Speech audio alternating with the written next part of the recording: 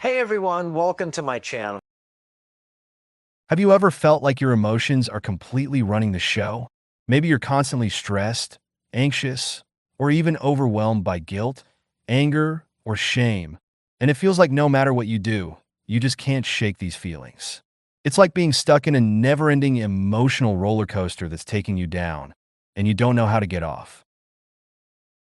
But what if I told you that not all negative emotions are bad, and in fact, some can actually help you grow? Today, we're going to dive into the world of emotions, specifically the difference between healthy and unhealthy negative emotions. You might be thinking, why focus on the negative? Well, let's be honest, most people don't seek help because they're too happy. It's those tough, overwhelming emotions that drag us down and make life more difficult. But here's the thing. There's a big difference between feeling bad when something bad happens and letting that feeling take over your life. We're going to explore how understanding these differences can transform the way you experience your emotions and how you react to challenges. We'll also share real-life stories of people who turned their lives around by learning to manage their emotions in healthier ways. So, stick around because by the end of this video, you'll have some practical tools to help you start turning those negative emotions into something positive and constructive. Let's get started. All right, let's dive deeper into what we're talking about here. Emotions are a natural part of life, but they can either help or hinder us depending on how we manage them. You see, there's a big difference between healthy and unhealthy negative emotions, and understanding this difference is crucial for your mental well-being. Healthy negative emotions are those that are in proportion to the situation and motivate you to take constructive action. For example, feeling sad after a breakup is normal.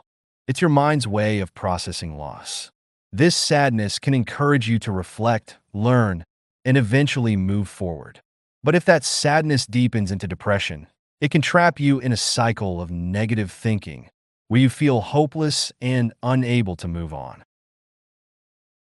On the other hand, unhealthy negative emotions are exaggerated responses that often lead to destructive behaviors. These emotions are rigid and inflexible, making it hard for you to see beyond the immediate pain.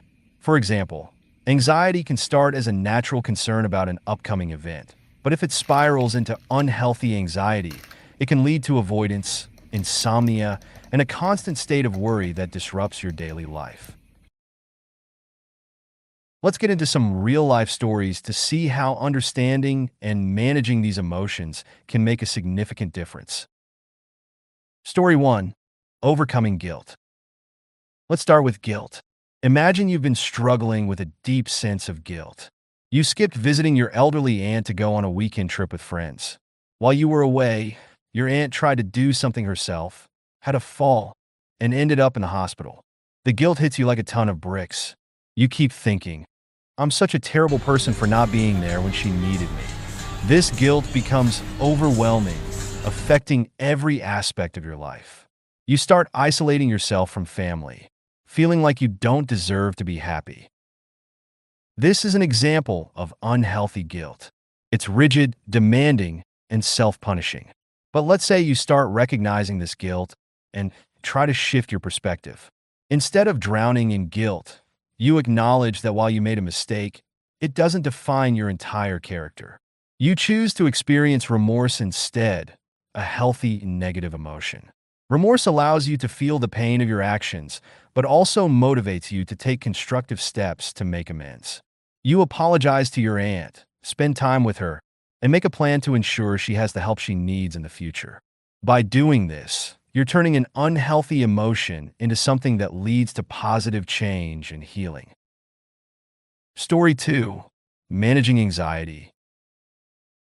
Next, let's talk about anxiety, a feeling many of us are all too familiar with. Imagine you have a big presentation coming up at work, and as the day approaches, your mind starts racing with all the things that could go wrong. You think, what if I forget what to say? What if my boss thinks I'm incompetent? These thoughts keep you up at night, and soon, you're losing sleep, feeling jittery, and even avoiding work because of the anxiety. This is unhealthy anxiety.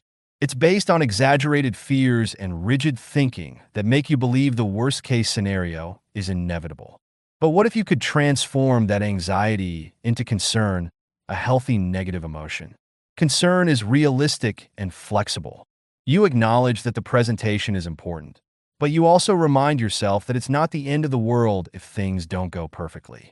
You prepare thoroughly, practice your speech a few times, and maybe even talk to a friend about your nerves. By doing this, you're channeling your energy into preparation rather than worry, which helps you perform better and feel more in control. Story 3. Turning anger into action. Lastly, let's look at anger. Imagine you've been working hard on a project at work, and a colleague takes credit for your idea in front of the boss. You feel a surge of anger. Your first instinct might be to confront them aggressively or even sabotage their work. This kind of reaction is an example of unhealthy anger, rigid, extreme, and focused on revenge. But what if you could turn that anger into annoyance instead? Annoyance is a healthy negative emotion that still acknowledges the injustice, but allows you to handle it constructively.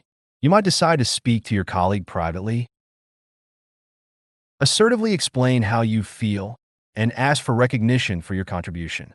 Or you might bring it up with your boss in a calm and professional manner. By choosing a healthier way to express your anger, you're solving the problem without creating more conflict, and you're maintaining your integrity and relationships at work. These stories show that it's not about avoiding negative emotions altogether. They're a part of life. But by understanding whether your emotions are healthy or unhealthy, you can choose to respond in ways that are constructive rather than destructive. So, how do you start making these shifts in your emotional responses? The first step is to pay attention to your thoughts. Are they rigid, extreme, and demanding, or are they flexible and realistic? For example, if you're feeling guilty, ask yourself, am I thinking that I must be perfect? Or am I allowing myself to be human and make mistakes? Next, consider your behavior. Are your actions helping you deal with the situation, or are they making things worse? For instance, if you're anxious, are you avoiding the situation, or are you preparing and practicing to build your confidence? Finally, focus on where your attention is going. Are you fixating on the negative, or are you also considering the positive aspects of the situation? If you're angry, are you only thinking about how you were wronged, or are you also considering the other person's perspective and how to resolve the issue constructively?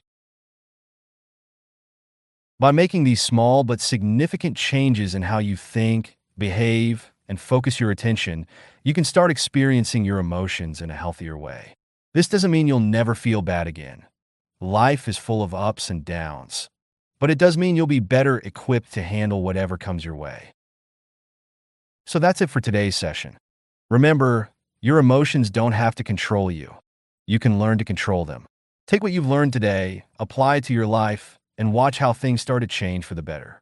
Thanks for watching, and I'll see you next time.